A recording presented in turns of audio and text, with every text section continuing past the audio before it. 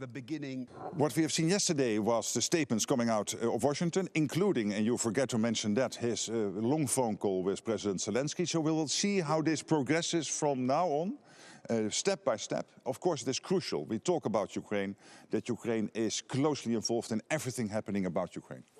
We'll meet again at the post-ministerial press conference. So, yes. We have to spend more, not only because the US expects that, because they expect Europe to take its and pay its fair share. But also we have to spend more because we know the threat coming from Russia and from other adversaries is increasing.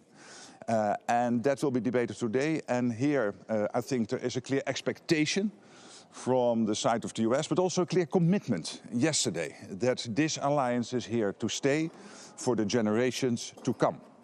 So much. We'll meet again later today.